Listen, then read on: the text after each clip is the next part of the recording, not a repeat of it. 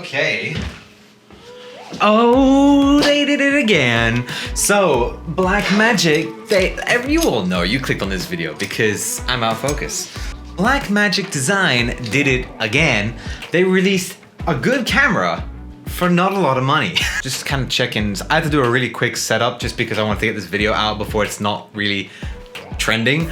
But in case you haven't heard, Blackmagic Design, the guys who made the awesome Pocket 4K, the Pocket 6K, which I'm shooting on now, they have now released a Pocket 6K Pro version of the Pocket 6K, which I'm excited about. A lot of people are like, oh, I'm disappointed. I thought they'd change up the design of the body. I thought they'd add SDI. SDI would have been nice, I will admit. Or, oh, you know, it's not really Pro because it's missing X, Y, and Z. Now here's the thing, right? Oh, my opinion will come later. Let's break it down. The Pocket 6K Pro on CVP's website here, right? Because I'm in the UK, right? Even though I don't sound British. Essentially, it's the same kind of thing as the Pocket 6K, but they have added new things to it that make it better. In a way, it's kind of like a Pocket 6K 2.0. Like, that's how I see it anyway. So what they've added is a tilty flippy screen, which has been very much requested by the community for a very long time. I've managed to get around it by using an external monitor, but there have been countless times I just wished I could tilt the screen upwards a bit so I could see what I'm doing when I'm looking like down at the camera, getting a low angle shot, things like that. Another thing that's been added is a secondary mini XLR port, which if you want to run dual audio, you then have phantom power for 2 channels, which is cool. I haven't been in too many interview setups, but I definitely see how that's going to be a very useful thing. On top of this, they have also added internal NDs. Now they're mechanical NDs, they're not the cool electronic NDs like what Sony has for the FX6 and FX9, but internal NDs, who cares if they're electronic or mechanical? Internal NDs are great. They are also IR cutting NDs because a lot of people are talking about the IR pollution you get on the sensor because there's no like IR cutting filter in front of the sensor. So they cut IR, so that's really cool, infrared light. And that's just great. That's another, they have a clear filter as well as a 2, a 4, and a 6 ND filter. Don't know if you can stack them. It doesn't look like you can from all the videos I've watched and stuff about it and what other people are saying. I don't think you can stack them, which is a shame, but internal NDs, regardless if it's like you can stack them or not, it's still a great thing and a huge welcome to the community. I mean, like, yes, please, please come on this camera. On top of this, there is also increased battery length, time, life, internal battery life. It's like longer now. They take Sony NPF batteries, which is really cool. But I always use external powering solutions anyway. Like if you see my last video, the Titan base, that's pretty much what I use for my rigs anyway. So this isn't the biggest deal to me, but it is cool if, say, I wanted to go completely just no rigging at all, then I have the option to have a battery that lasts 15 minutes longer, which is better than nothing.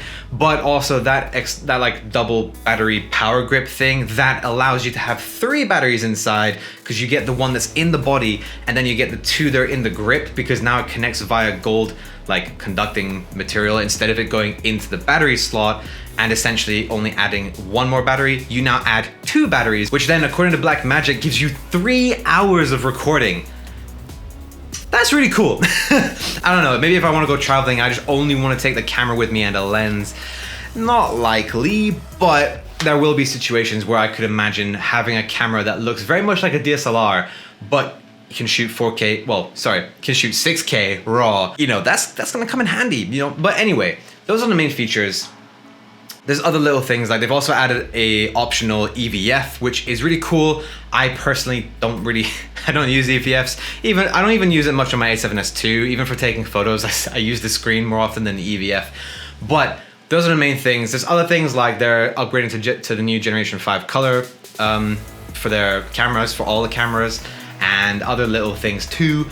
But here's the thing, here's my opinion, right? I've had people message me, because I went crazy bananas on my IG story when this thing went live. All the things that people were like, oh, but this is what's wrong with the Pocket 6K and 4K. You know, the bad battery life. There's no flippy screen. There's no built-in ND filters. They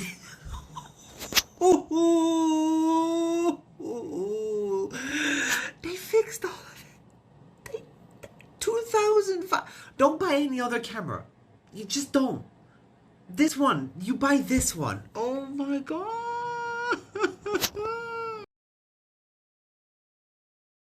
As you can see, I got very, very excited. I had some people message me. Well, I had one dude message me, a dude I've done some work with in the past on like film sets and stuff. And he said that he was kind of disappointed. He was one of the people who's like, I thought they'd make a cube-shaped camera finally, and blah, blah, blah, other things too. And everyone's entitled to their own opinion. I'm not saying he's wrong, but I think here's two things, right? For me, I don't mind the body. Having used the body for so long now, I actually kind of like it. I like having, you know, the side grip. It lets me hold it more comfortably. I also have the option though with the top handle. I know, but you know, there's things like that. But additionally, like, I feel like their body style for their cameras is kind of what makes them unique. Whether you hate it or like it, it is a talking point about this camera. Because here's the thing, right? Panasonic just released a new cube-shaped camera kind of recently. Is anyone talking about it anymore? I mean, it's cool, but it's basically the same thing as a Z cam or a Z cam, whatever. Or, you know, it's very similar to a Red Komodo. I mean, the Red Komodo is probably, you know, it's a bit more of a higher level thing. They've got Red Raw from a bigger brand name and all that, but you know, whereas Blackmagic, it's like, oh, that's the guys with the weird camera body shape. Now I know it's just the looks of the camera. It's not even important. Ergonomics, how you use the camera, those are important.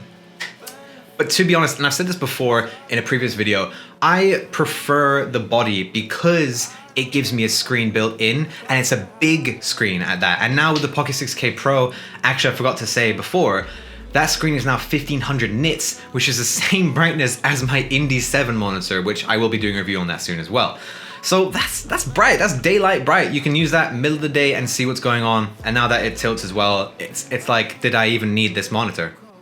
Yes, of course I needed this monitor because I don't own the camera. So, you know, it's an interesting point, but I think it just depends whether or not you like the camera body or you don't like the camera body. But even if you don't like it, if you can accept how it works because you prefer, say it's more within your budget than other systems, and you like what the camera offers on top of that, I feel like the body is something you can kind of just get over it. There's always going to be accessories that fix the problems of this camera's body ergonomics, and because of that, I don't really see it as a problem. But your opinion may be different. If you would prefer for them to have made a cube-shaped style camera, comment that below. You know, let's discuss it. It would be interesting to see everyone's point of view as to why they would want that style of camera over this style of camera. As for the rest of the camera specs, I see this, like I said, as like a 2.0, you know, of the Pocket 6K line. Pocket 6K 2.0. Of course they call it Pro because, you know, to sell, right? You know, I think they call it a Pro kind of like the, you know, iPhone Pro, right? It's kind of that thing to make you go, maybe I should get that one. And whilst I do agree there are definitely features in the Pocket 6K Pro that would make me want it over the Pocket 6K, it's kind of like you get a few more features for an extra $500.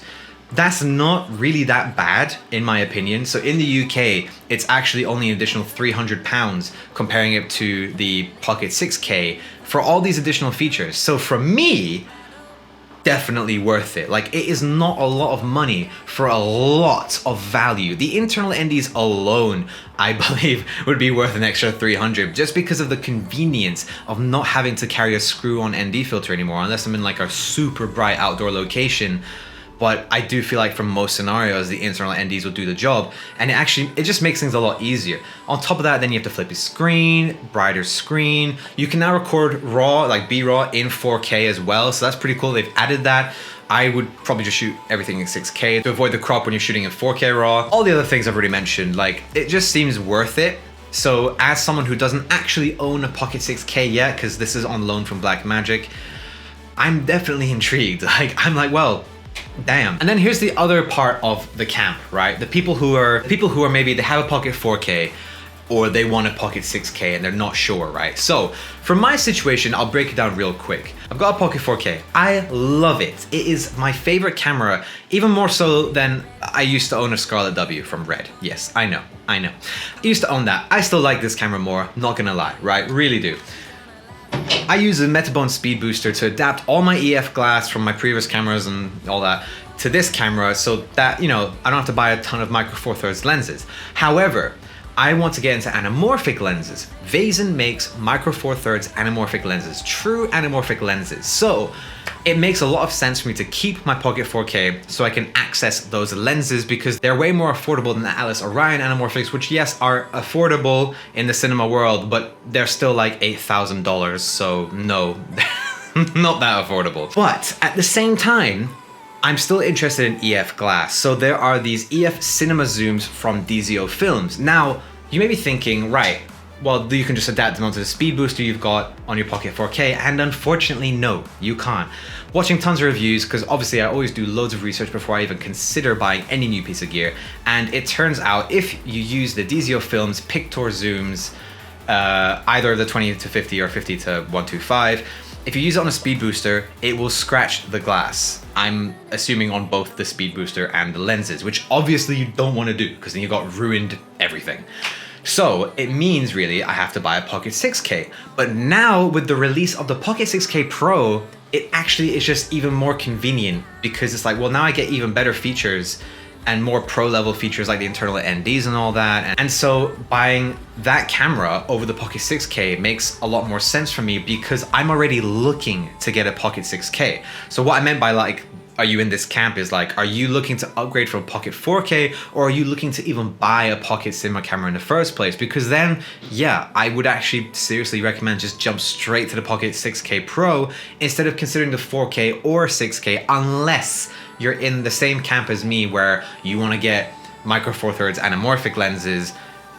It's up to you. It depends where you're at in your career and things like that and where you want to go, which direction, what your next purchase is going to be. I would very much suggest just getting a Pocket 6K Pro because if you want to use anamorphic lenses, you can always rent them out. Because I run a video production company, I want to own these lenses myself rather than rent them out all the time. It makes a lot more sense financially and all of that. So that's kind of been it. I don't want this video to be too long because it's just kind of like a mind blown kind of thing. Like I literally crapped my pants when I watched this like unveiling. I was like, oh my God, like yes, they did it. They did a good thing. For me, what I've always loved about the Blackmagic design cameras is they always just have a great price. I mean, even if you look at their Ursa 12K camera, it's pretty affordable. And it's laughable because you get reds that cost like £50,000 or dollars or whatever, and it's just crazy because you can get 12K RAW out of a sub $10,000 camera. Sorry about the non-very premium, nice looking setup. I really wanted to get this out really quick, so literally a light, a microphone, a go. So yeah, hope you guys enjoyed the video. Leave a comment below on what your thoughts are on the Pocket 6K Pro, and also please hit the thumbs up button, smash it if that's something you're into, as Peter McKinnon would say. No, but seriously, do smash the like button because it helps out these videos, and the channel's been growing, and it's just nice to see those little subscribe numbers go up because it's like we're growing a little community, growing a little family here where we can all just geek out about filmmaking gear, and I very much appreciate it. So guys, thank you so much for this video. I'll see you in the next one. Peace.